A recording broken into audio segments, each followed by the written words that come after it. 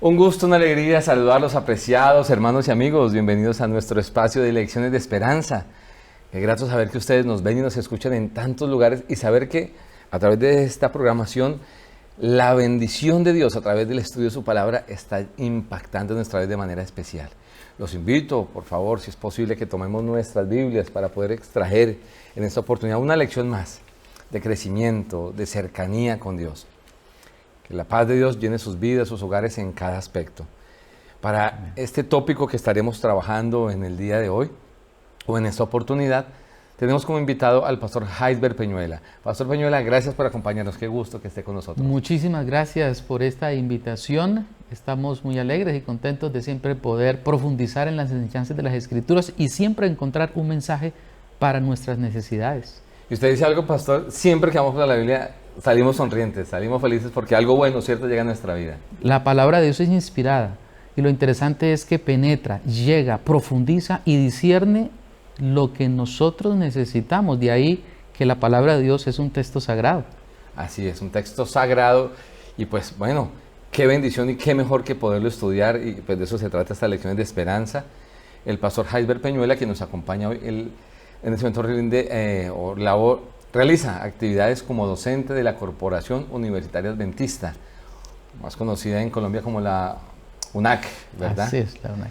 El pastor Peñuela está enfocado en la docencia en el área de Antiguo Testamento, ¿cierto? Son las áreas que normalmente lleva adelante. Así que pues nadie más indicado para ayudar, ya que estamos hablando o estaremos hablando hoy sobre el Antiguo Testamento. Cómo el libro de Deuteronomio permea, impacta muchísimos de los otros libros, ¿verdad? Y muchos de esos temas que trata el Antiguo Testamento están como concentrados, a veces resumidos, en el libro de Deuteronomio. Así es. Y pues precisamente el título que estamos, o el tema que estamos trabajando para esta lección de esperanza, pastor, es Deuteronomio en el Antiguo Testamento.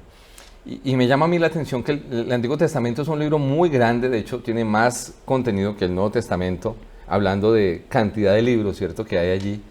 O sea, son más la cantidad de libros, muchísimos los temas que nos abarca allí el Antiguo Testamento, pero me llama la atención cómo algunos autores del Antiguo Testamento se citan entre ellos, pero muchos de ellos, a pesar de ser tan variada la temática, convergen muchas veces en citar el libro de Deuteronomio, lo cual pues nos muestra que ese libro tiene como temas de una importancia como muy, muy grande para los hijos de Dios. Y pues por eso quisimos como tocar este tema allí. Pastor, en el segundo libro de Reyes, no es Deuteronomio, segundo libro de Reyes, ¿verdad? Allí en el capítulo 22 más exactamente, se nos menciona como una experiencia que vio un rey de Israel. De hecho, un rey muy particular, nombrado rey muy jovencito. Muy joven, sí. 8 años de edad, ¿cierto? Cuando es nombrado como rey.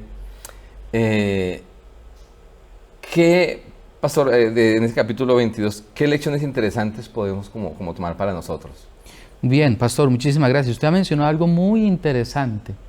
En el episodio que está registrado en Segundo de Reyes, capítulo 22, encontramos una de las evidencias del rol de las Escrituras para los hijos de Dios o la descendencia del pueblo de Dios, el Hijo de Dios, el pueblo de Dios en su desarrollo, en su conocimiento, y eventualmente vamos a llegar al Nuevo Testamento. El libro de Deuteronomio lo podemos encontrar aquí. Vamos a ir ahorita al capítulo 22, pero en el resto del Antiguo Testamento de una manera muy interesante, a veces con alusiones directas, pero también lo podemos encontrar a manera de ecos. Esto algunos teólogos le llaman intertextualidad. ¿Qué significa intertextualidad? Es la relación que existe teológica entre el texto A, que en este caso es Deuteronomio, y los textos posteriores, en este caso Reyes. Pero vamos a ver que también en Jeremías, en Daniel y en otros libros proféticos. Aquí lo que encontramos es un plan, una iniciativa de un rey de reparar el templo de Dios. Y muy curiosamente, por ejemplo, el versículo número 5, al final del versículo 5, dice que estaban hablando de la reparación, especialmente para reparar las grietas de la casa. Y habla allí de los carpinteros, de los maestros, de los albañiles.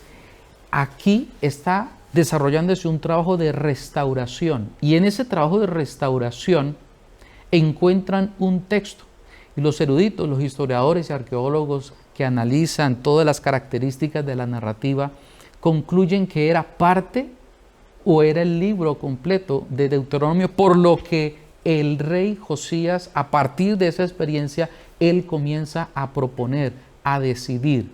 Y es evidente, luego que encuentran ese texto, lo leen, lo estudian, aparecen una serie de circunstancias que nos llevan a nosotros también a confrontarnos en si esa fue la reacción de ellos cuando encontraron la palabra de Dios y la leyeron, ¿cuál debería ser entonces también nuestra experiencia? Cuando encontramos aquellas lecciones que llegan a nuestra vida y lecciones que no debemos simplemente atesorar como un concepto, sino aplicar a la experiencia cotidiana. Por ejemplo, pastor, aquí en el versículo encontramos 13, capítulo 22, el versículo 13 de Segundo de Reyes.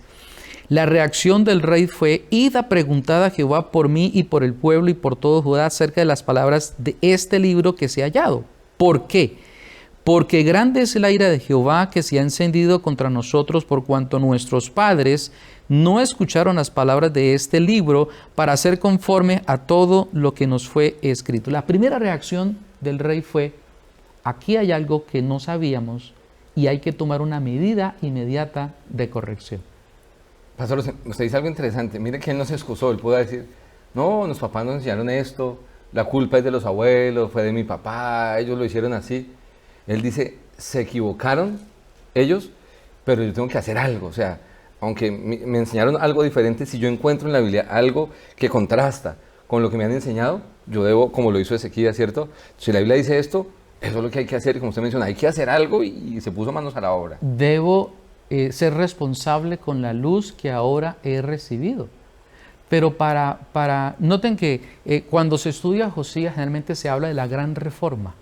Claro, él comenzó una gran reforma, una restauración, y leemos en el capítulo siguiente, 23 también, que él comenzó a hacer, a deshacer una cantidad de inventos, de sincretismo religioso, porque habían introducido a la casa de Dios una serie de imágenes, pues, contrarias a la adoración hebrea, pero lo habían hecho. Entonces Josías emprende su obra, pero ¿cómo fue posible que se logró encontrar ese rollo?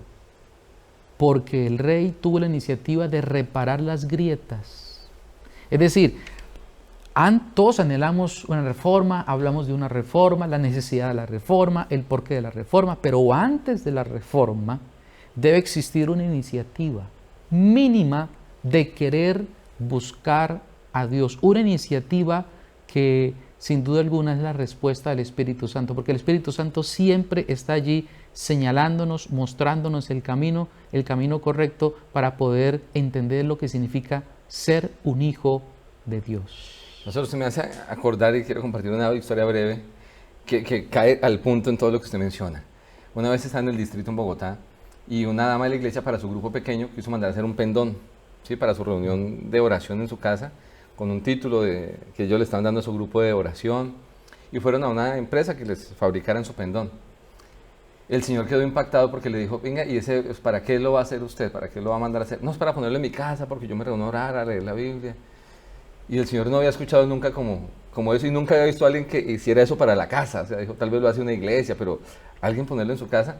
Quedó como tan inquieto con eso que lo elaboró y fue y se lo llevó a la casa. O sea, no esperó a que ella viniera, como ella dejó sus datos. Le dijo, venga, ¿y dónde lo va a poner? No, aquí. ¿Y ustedes qué hacen acá? No, nos reunimos aquí, no sé qué y tal. ¿Y yo puedo venir? Sí, claro. Y vino a una reunión. Él no había tenido ningún contacto anterior con la iglesia ni con ella. Y ese tema que tocaron ese día, precisamente cuando él fue el sábado. Y entonces tocaron el tema del sábado. Y el siguiente sábado la hermana, normalmente cuando ella venía de camino del templo a su casa, pasaba por el local comercial donde quedaba la fábrica de publicidad, la empresa de publicidad. y pasó ese sábado y estaba cerrado. Y ella, pues solamente ellos fueron, escucharon, pero no hubo como mayor como conexión con ellos. Ella lo que pensó fue, ¿será que se enfermaron? ¿Les pasó algo a estas personas? Y entonces tomó el teléfono y llamó. Don Carlos, ¿cómo está? Es que pasé por frente de su negocio y lo vi cerrado y me llamó la atención. Ustedes siempre están allí y me saludan y...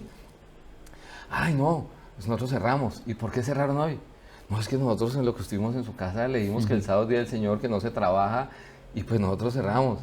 Ah, sí. Entonces, ¿a qué voy con esto? Que me llamó la atención como usted dice, cuando alguien tiene el deseo de conocer de Dios y de acercarse a Él, cuando descubre algo, no necesita que nadie le haga fuerza, como que lo lleve a un accionar diferente, sino que surge del corazón humano el deseo de hacer la voluntad de Dios. Y para ellos en su momento era un día muy bueno de trabajo, pero a ellos no les importó sino simplemente ceñirse a lo que encontraron en la palabra de Dios.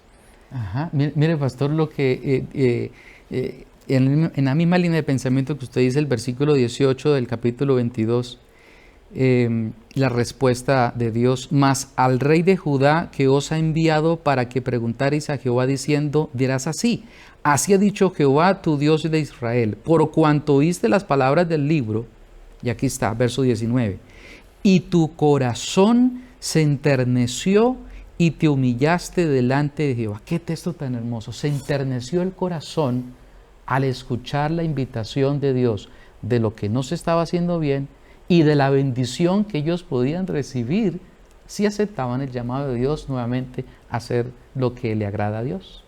Y pastor, creo que hay una lección para nosotros hoy también, ¿no?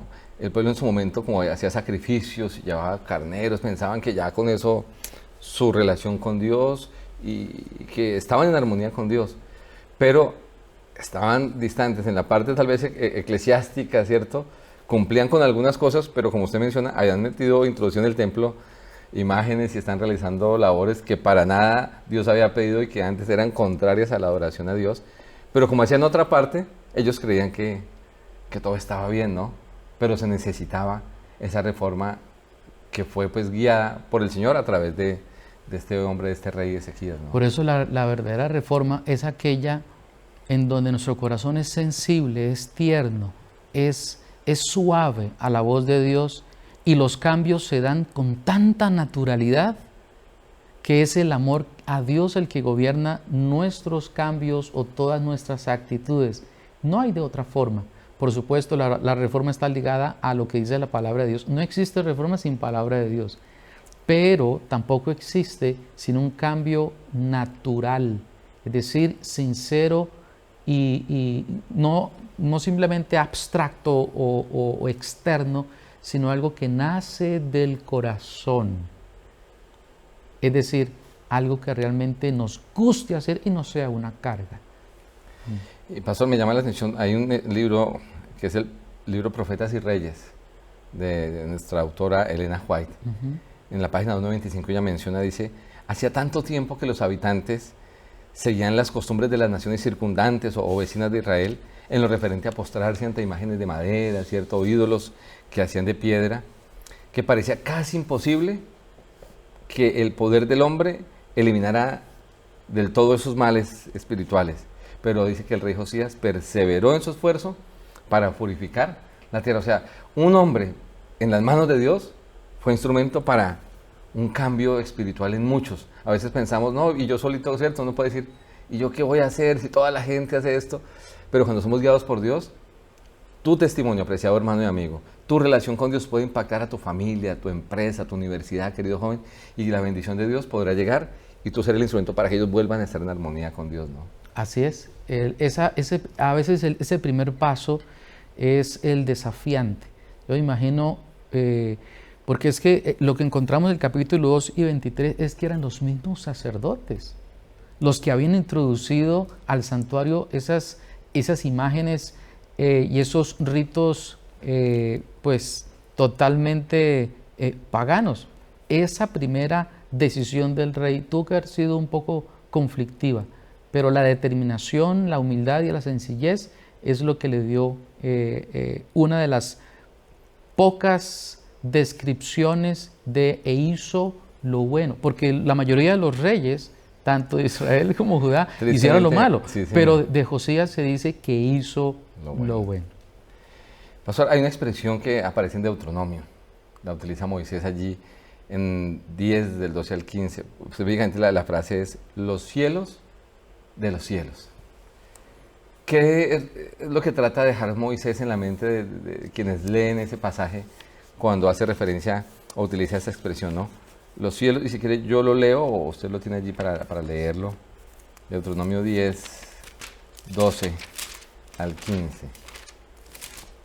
¿Sabe que cuando uno se interesa en una expresión, lo primero que uno debería abordar o el paso para identificar sus posibles significados es hacer lo que llaman los teólogos un rastreo o un rango semántico para buscar el marco contextual en el cual se usa esa expresión o esa palabra. Y esa palabra tiene un contexto especial, pero leámosla, pastor, vamos a leer para que podamos aplicarla. Ahora pues, Israel, ¿qué pide el Señor tu Dios de ti? Que reverencies al Señor tu Dios, que andes en todos sus caminos, que lo ames y sirvas de todo corazón y con toda tu alma, que guardes los mandamientos del Señor y sus preceptos que te ordenó hoy para que te vaya bien. Del Señor tu Dios son los cielos y los cielos de los cielos, la tierra y todo lo que hay en ella. Muy bien, esa expresión no es la única vez que aparece en el Antiguo Testamento, aparece en un par de ocasiones. Y lo interesante es que esas otras ocasiones, en su mayoría de veces, están haciendo alusión a lo que representaba el santuario para el pueblo hebreo. Por ejemplo, el libro Primero de Reyes, ahí mismo en el capítulo 8, verso 27, hay una pregunta que dice, Primero de Reyes 8, 27, ¿es verdad que Dios morará sobre la tierra? He aquí que los cielos de los cielos, no te pueden contener, cuanto menos esta casa que yo he edificado. Esta misma, este mismo concepto lo encontramos en Crónicas capítulo 2 y el capítulo 6, cuando se está hablando de la dedicación del templo. Es decir, cuando Dios declara, mire, los cielos de los cielos están bajo mi gobierno y no hay nada en esta creación de donde mi soberanía no alcance. Yo soy soberano sobre todo el universo, sobre toda la creación. Así que si yo soy el soberano, si yo tengo el poder, si yo soy el creador, si yo soy el rey del cual otorgo la bendición a ustedes, de eso de tal manera yo les estoy pidiendo y les estoy diciendo, les estoy mostrando, mira, este es el camino correcto, este es mi gobierno, esta es mi soberanía, yo tengo el poder y los amo. Entonces, esa expresión es una expresión de universalidad, de totalidad. Así como Dios está presente y gobierna sobre todo lo creado, de igual forma los hijos de Dios en todo lo creado están en derecho y en deber de obedecer a Dios. Así es, pastor, estamos en derecho de ser y habla de esa grandeza, ¿no? De ese poder absoluto que Dios tiene, ¿cierto? Esa expresión, entonces lo podemos como resumir de esa manera, o sea, cuando la expresión en Crónicas, en Segunda de Reyes, usted leyó, o sea, si los cielos de los cielos no pueden contenerte, ¿cierto? Cuánto menos, pues, este lugar que aunque ha sido especial y ha sido, conforme tú has dicho, pero el escritor desde su óptica dice, conociendo la grandeza, dice, Señor, es que no hay donde sepa que pueda caber la grandeza tuya, ¿no? La palabra hebrea, cielos, que es Hashemayim, cuando uno lee Génesis 1, uno encuentra que tiene dos connotaciones. Una connotación del cielo atmosférico que uno observa, pero también una connotación de otro cielo que nuestros ojos difícilmente alcanzan a ver allá lejos a las estrellas. 1.14 de Génesis justamente habla de las estrellas y habla de esas estrellas allá en los cielos. Entonces esa expresión cielos de los cielos me está hablando de un más allá, de otras creaciones, de otros mundos que no conocemos por ahora, ¿cierto? Pero que de igual forma el gobierno de Dios es soberano hasta allá, hasta esos límites de la creación de Dios. Así es, pastor. Y continuando con eso, hay un Dios grande, eterno, soberano, y ese Dios es tu Dios. y es soberano para ayudarte en cualquier crisis, en cualquier situación y darte la fuerza para emprender cualquier cambio y reforma que queramos en nuestras vidas. Hay una expresión, pastor, que está en Deuteronomio y la acabamos de leer aquí en el capítulo 10, versículo 12, ¿cierto? ¿Qué pide el Señor Dios de ti? Esa expresión. O sea, dice, ¿qué es lo que pide? O sea, como diciendo, tanto que ha hecho Dios, ¿y qué es lo que pide? O sea, realmente, en comparación con todo lo que Dios te da, mi apreciado hermano, con lo que el Señor nos da, lo que pide realmente es muy pequeño, insignificante. Pero esa expresión no está solamente en Deuteronomio. También la encontramos en, ¿cierto? Muchos otros autores, otros profetas la utilizan también. Y es una invitación como muy enfática, tanto en Deuteronomio como en los otros libros, pastor.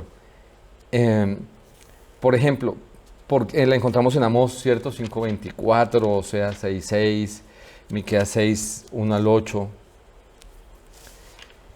¿Por qué como tanta recurrencia? ¿Por qué tanto énfasis en esa expresión, pastor?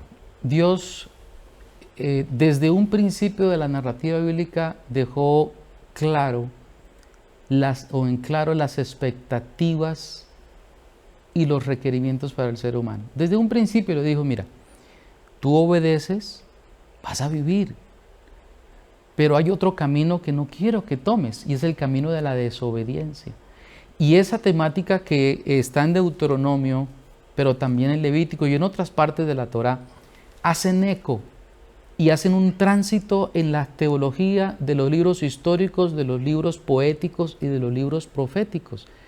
Y en forma muy especial, los libros proféticos están construidos en ese marco de las bendiciones y de las maldiciones.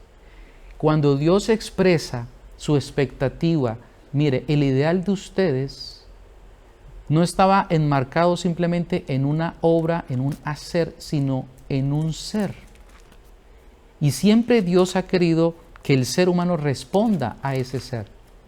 Pero desafortunadamente el ser humano no necesariamente ha respondido en ese lenguaje. Mire, por ejemplo, para hacer una conexión con Deuteronomio, capítulo 23. Capítulo 28. Es el capítulo 28 de Deuteronomio, el versículo número 38. No vamos a leer todo este capítulo, pero allí resalta algo muy interesante. Dice el versículo número 38. Sacarás mucha semilla al campo y recogerás poco, porque la langosta lo consumirá. Plantarás viñas y labrarás, pero no beberás vino, ni recogerás uvas. Verso 40. Tendrás olivos en todo tu territorio, mas no te ungirás con el aceite. Es decir, comienza diciendo, mira, si me obedecen con una actitud de entrega sincera, total, honesta, libre, que ese es otro tema interesante, la libertad, yo los voy a bendecir. Pero si ustedes son desobedientes, hay algo natural que viene a la desobediencia a Dios. Y eso es una lección también para nosotros. Las consecuencias de la desobediencia.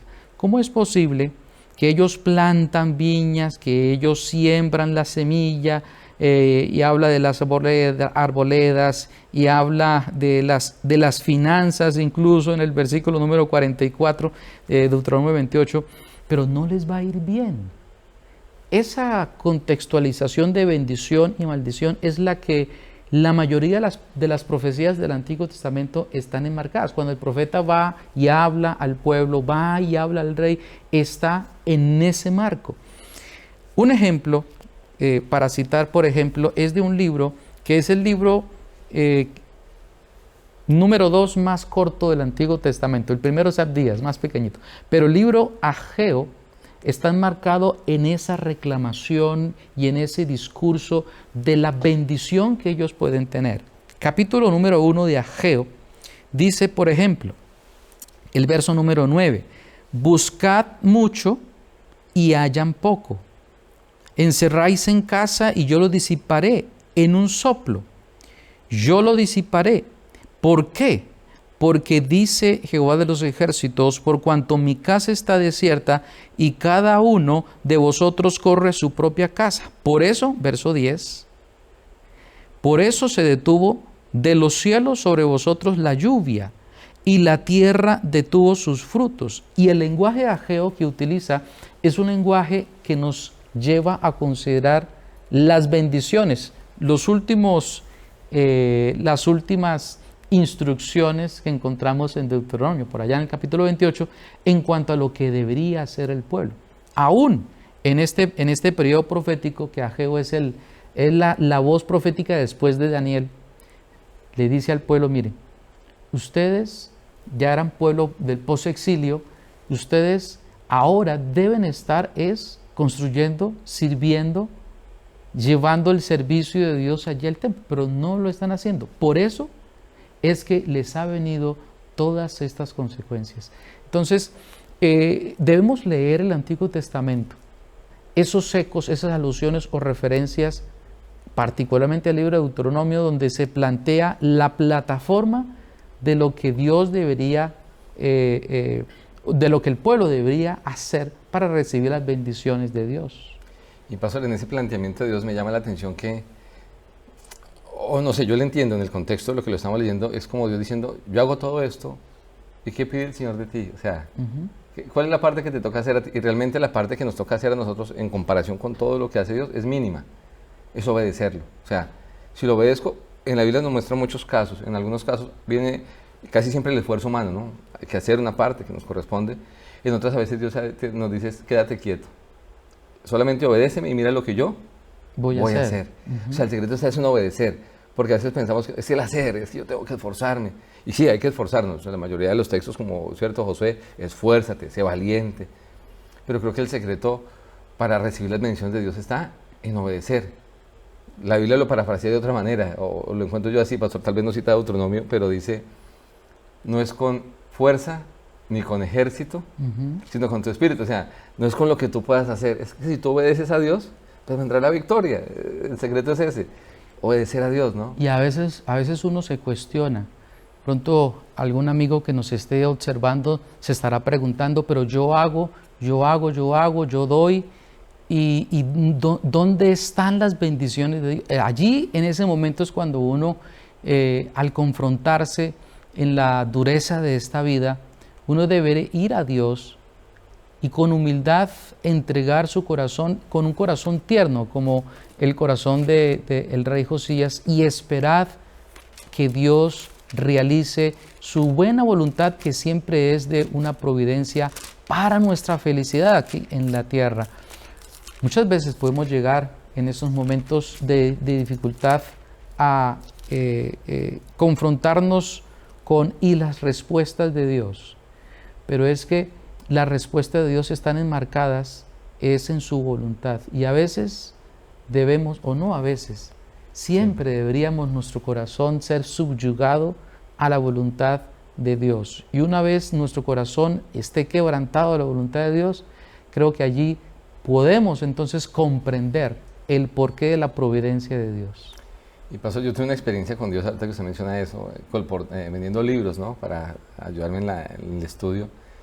Y una vez Dios me dijo literalmente lo que usted menciona. Sentí que Dios me dijo: Gabriel, nunca me vuelva a reclamar un resultado. Usted haga lo que yo lo mando a hacer, que de ahí en adelante lo que suceda me corresponde a mí. Pero a veces, como usted mencionaba, vamos como haciendo cosas, pero esperando que se dé como queremos, a la manera nuestra, y si no, entonces buscamos ayudarle a Dios, entre comillas, ¿no? Haciendo nuestra voluntad. No, la parte nuestra es obedecer y confiar en que si hago todo como Dios me dice, el resultado puede ser diferente al que yo esperaba, pero será el que Dios tenía, si he hecho las cosas conforme a la voluntad de Dios, ¿no? Claro, es que el éxito puede parecer un poco extraño lo que voy a decir, pero el éxito consiste en obedecer a Dios y no en que las cosas salgan bien.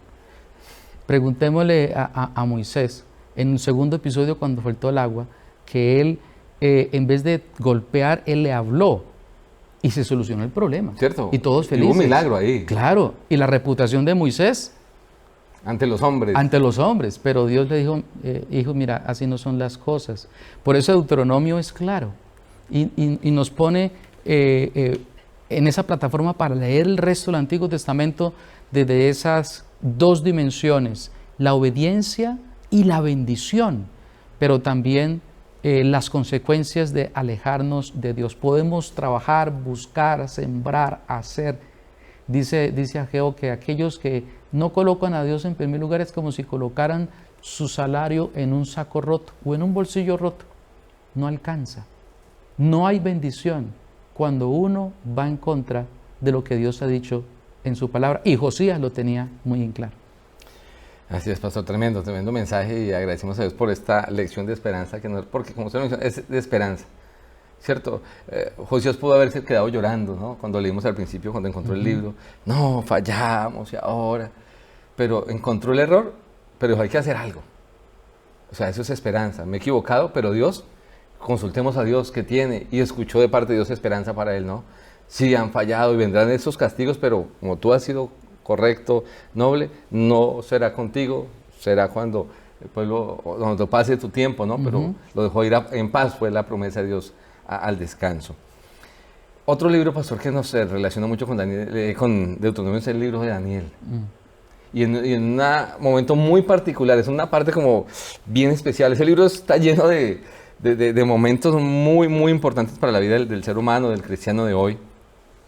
Pero aparece una oración muy particular. ¿Cómo se relaciona esa oración de Daniel capítulo 9 con Deuteronomio, pastor? Muy bien, la oración de Daniel, que está en el capítulo 9, está en medio, es como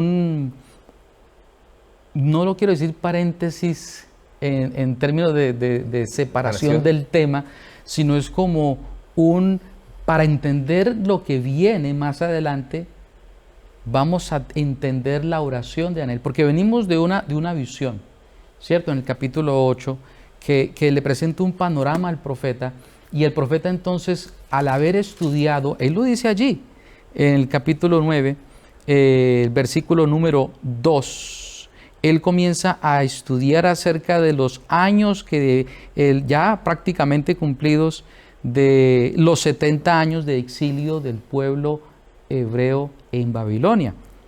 Y el profeta, al orar, dice dos cosas que me llaman la atención. Número 1, verso número 5. Hemos pecado, hemos cometido iniquidad, hemos hecho impíamente y hemos sido rebeldes y nos hemos apartado. La versión que estoy leyendo de la Reina Valera 60, y me llama la atención la primera persona del plural. Nosotros. Daniel era un hombre recto y correcto. Era un príncipe del pueblo de Dios, pero él está tan comprometido con el futuro, con las consecuencias de lo que les ha pasado, que él implora a Dios e intercede como si él también estuviera partícipe de esas situaciones. Verso número 6, no hemos obedecido a tus siervos los profetas que en tu nombre hablaron.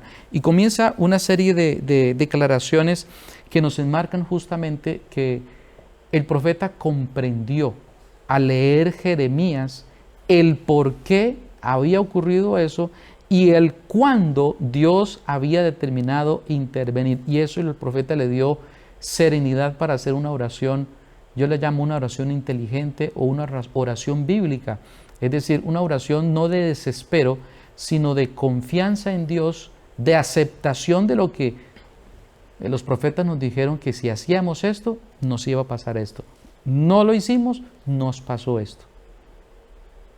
La oración de Daniel nos introduce entonces a la solución, y es la profecía del Mesías. Ahí mismo en capítulo 9, ¿no? Ahí mismo, unos versículos, ¿cierto? Más adelante encontramos que Dios... Versículo 24 en adelante. Versículo 24, sí. Dios entonces le presenta al profeta, mira, te mostré una visión, ¿cierto? En capítulo 8 la encontramos. Daniel ora, comprende, prepara su corazón para comprender la gran necesidad. ¿Esa gran necesidad cuál sería? Según la profecía que encontramos de la venida del Mesías. La venida del Mesías vendría a poner fin a ese gobierno del mal o a ese dominio del pecado y a brindar al pueblo arrepentimiento y salvación. Entonces, la oración se complementa con lo que viene en el capítulo 8, lo que viene posterior con la profecía, porque ambas perspectivas le dan al profeta la razón verdadera de confiar en Dios. Hemos pecado, pero tenemos al Mesías que viene y que quita el pecado del mundo. Y pastor, me llama la atención que veo un paralelismo entre Ezequías y esto de Daniel, guardando algunas proporciones, ¿no? Pero buscan, reconocen el error, buscan a Dios y en ambas ocasiones luego, aunque se han equivocado, el pueblo se ha equivocado hasta ese momento, Ezequías recibe una buena noticia de parte de Dios y ahora Daniel recibe una noticia pero de una trascendencia grandísima en cuanto a la esperanza, no solo para Daniel y para el pueblo, sino para la humanidad completa. Como usted menciona, de libertad, de victoria sobre el pecado, ¿cierto? Erradicación completa. Y, o sea, se ora al Señor y cuando se busca de corazón siempre hay una respuesta. Cuando ese corazón está dispuesto a obedecer a Dios, una respuesta de esperanza, de fortaleza en Dios. Y ahí la importancia de el que solo ora, pronto dejará de hacerlo. Pero Daniel no oraba solamente. Antes de la oración, ¿qué es lo que encontramos? Un Daniel estudiando la palabra de Dios. Por eso, amigos, cuando nosotros nos disponemos a buscar de Dios, sí, claro, debemos orar a Dios, pero la reforma, el conocimiento debe ir acompañada de una relación profunda con el texto inspirado, con la sagrada palabra de Dios. Sin embargo, también debemos tener cuidado, pastor, que no nos quedemos al nivel del conocimiento ni de lo conceptual, porque nos podemos quedar simplemente con información, pero la información no va a salvar. Así es. Nos va a salvar el tener nosotros una relación continua, diaria, humilde, sencilla con nuestro Dios. Por eso Daniel, un hombre de mucha oración, pero también de mucho estudio. Yo imagino que Josías también estudiaba, no sabemos qué manuscritos hay, ¿cierto? Pudieron resultar allí en su colección, o los reyes tenían anales, es decir, registros de las historias. Seguramente él estudiaba, porque el hecho que a él le haya llamado la atención, empezar a restaurar el templo. Empezar a restaurar es porque aquí hay que hacer una tarea y la bendición de encontrar esa perla, ¿cierto? Así es, pastor. Pastor, pues gracias por su compañía, por estar con nosotros. No sé si hay un pensamiento con el que usted quisiera como tal vez como cerrar o condensar este tópico que hemos hablado de Deuteronomio en el Antiguo Testamento. Claro que sí. Viene a mi mente el texto, con el perdón de pastor, voy a irme al Nuevo Testamento. Tranquilo. Capítulo, Romanos, el capítulo número 15. Romanos, capítulo número 15. Dice allí algo interesante el apóstol Pablo, pero podemos nosotros leerlo con los ojos del Antiguo Testamento. 15, el verso número 4. Dice que las cosas que se escribieron antes para nuestra enseñanza se escribieron, a fin de que por la paciencia y la consolación de las Escrituras tengamos esperanza. El libro de Deuteronomio, sí, es un libro del Antiguo Testamento, sí, tiene muchos capítulos, pero amigos queridos, fue escrito para que tengamos esperanza, para que tú tengas esperanza. Entonces, el llamado de parte de Dios en esta hora es a estudiar la Biblia para obtener esperanza. A través de las dificultades y las situaciones difíciles que puedas tener, la palabra de Dios siempre te va a dar esperanza, porque es una luz, es una lumbrera, es una lámpara en nuestro camino, y en ese camino Dios ha prometido ser nuestro pastor. Así es, pastor, y yo miro el libro de Deuteronomio en el marco del Antiguo Testamento como un llamado de amor de Dios a que volvamos a Él. O sea, lo vimos, está en Deuteronomio, pero lo repiten Jeremías, Ageo, Oseas, Miqueas. Está por todo lado como ese mismo pensamiento, y ese pensamiento de Deuteronomio es: busquemos a Dios. Dios es amor, Dios tiene lo mejor para ti, lo mejor para mí. Usted lo mencionó, coloca delante el bien y el mal, pero si escogemos servirlo a Él, habrá esperanza para ti, para mí, y a través nuestro esa esperanza podrá llegar a muchas personas más. Así que, pastor, de verdad reitero nuestra gratitud por su compañía. Vamos a finalizar con una palabra de oración. Claro que sí. Bendito Dios, tú eres más que bueno con todos nosotros. dejas tu palabra, Señor, y encontramos como este libro de amor, este libro de la ley de Deuteronomio, y lo que Él nos trata de compartir Moisés a través de este libro, se encuentra también en otros textos. Y lo que encontramos es un énfasis de Dios a amarnos, a protegernos, a guiarnos. Señor, permítenos ser impactados por tu voluntad. Que como Ezequías, como Daniel, al escuchar tu voz, nuestro corazón se enternezca y podamos, Señor, rendirnos a ti para que tu obra sea hecha por medio nuestro. Ayúdanos a hacer las reformas que necesitemos en nuestra vida y, Señor, poder caminar fielmente contigo. Bendice al pastor Heisberg, a su esposa, Señor, su linda responsabilidad formando a nuestros pastores, su ministerio, en cada aspecto de su vida tu bendición se pueda ver y que cada uno de los que nos ven y nos escuchan también puedan sentir el impacto de tu poder, de tu protección, de tu amor, de tu sanidad en sus vidas, Señor, que podamos darnos cuenta que lo mejor que podemos hacer es escucharte y obedecerte, pues lo pedimos en Jesús. Amén. Amén. Dios te bendiga, Dios te guarde y nos vemos en una próxima lección de esperanza.